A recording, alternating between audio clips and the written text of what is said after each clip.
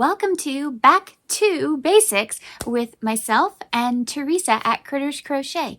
We are doing a fun collaboration for beginners or people who just want to brush up on those basics. This is a course all about the basics. How do you start? What do you do? What kind of yarn do you use? All of that kind of stuff will be covered in this mini course for the summer. Starting right now, it will be every Thursday in July and August. The reason Teresa and I are doing this is because we both wanted to talk about basics during the summer because people start to get into crafts or they come back to crafts because they have time. So we thought it might be kind of fun to do this series together because everybody learns differently. We are going to teach the exact same things. However, perhaps you like her teaching style better than mine, or vice versa. So I strongly encourage you to watch both videos of whatever we teach because it might click. This is for people who they struggled with crochet and they just didn't catch on, or they've never tried crochet in their life, or they're curious about it, or they just need to brush up on those basics. Sometimes we just got to go back to basics to refresh our brains on, oh yeah, I need to remember how to do the simple stuff so I can do the bigger stuff. So really, this is a course for everybody, not just for beginners. I strongly recommend watching all of these videos. There will be a giant playlist on, I think, both of our channels so that you can watch the playlist as it comes along. If you need to, always go back to a video to refresh your brain on something.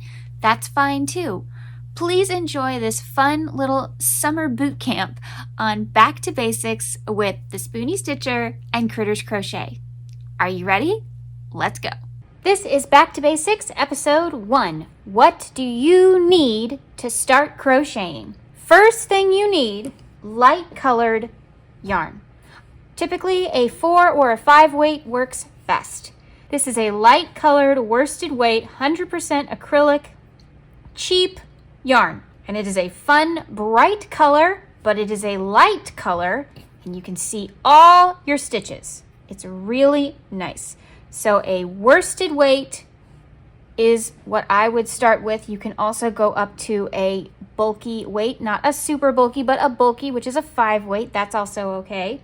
You just want there not to be any texture or print or self-striping or a dark color because it will frustrate you if you are a beginner. So, once again, worsted weight, 100% acrylic, light colored yarn, and you'll be good to go.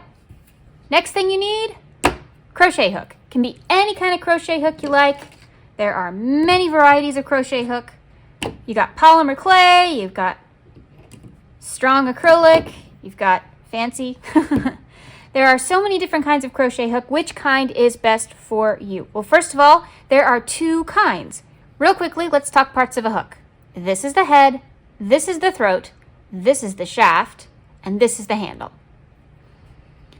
An inline hook is where the head and the shaft are in line with each other. You could draw a straight line across both. See? A tapered hook, like this one, is where the head and the shaft are tapered. They are not in line with each other. There's a slight dip. This one usually goes with the brand called Boye, B-O-Y-E, and this style usually goes with the brand Susan Bates. Which one is best for you is completely up to you. It may take some trial and error, but try both kinds, see which one you like better. I strongly recommend starting with an ergonomic hook. It doesn't have to be expensive. They sell them at the Dollar Tree. It does not have to be expensive. You just want a hook with a handle, okay? It just needs to have a handle. Why? Because even if you have been crocheting for years with those little sticks, it is actually damaging your hand. Just taking your wrist, throwing it, the natural hole you make with your hand is how you should be gripping anything. So that little stick, you are clenching your hand to hold it. And that is putting a lot of strain on these nerves and the muscles in your hand. And over time, that's going to cause a lot of pain and problems. Starting with an ergonomic hook fits that little hole, and it's much more comfortable. I have not changed my hand. See?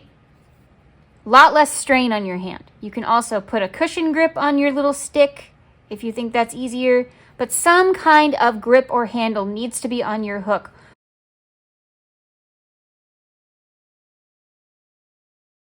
The reason a lot of people give up on crochet is the pain.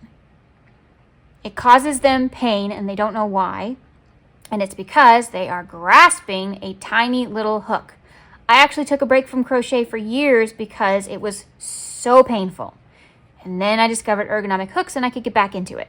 So, pick an ergonomic hook, typically a 5, which is an H, 5.5, which is an I, or a 6, which is a J, are great sizes to start out with for beginners. You can also go to a 4.5 is not too bad, and a 6.5 is not too bad, but I like to stay within the 5, 5.5, 6 range when I'm teaching beginners. It's the size that goes along with most of the worsted weight yarn. It's pretty easy to see your stitches, and you get accomplished with the task relatively quickly.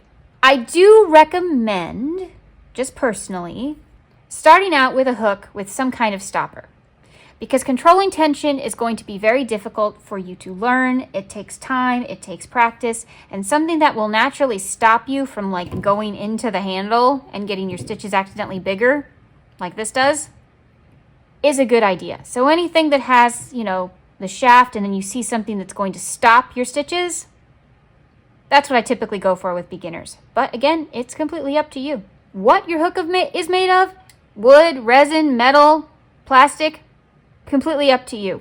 Which hook you choose, tapered or inline, completely up to you. All I recommend is ergonomic and a 5, 5.5, or a 6. You need scissors. I don't care if kits don't come with scissors. You need scissors. You might get knots you can't get out, or you might decide to try and change colors. Lots of things. You need scissors. Stitch markers are completely up to you. There are many kinds out there. This one's called an open ring, this one's called a melody clip, and this one is called a lobster clasp or a project keeper.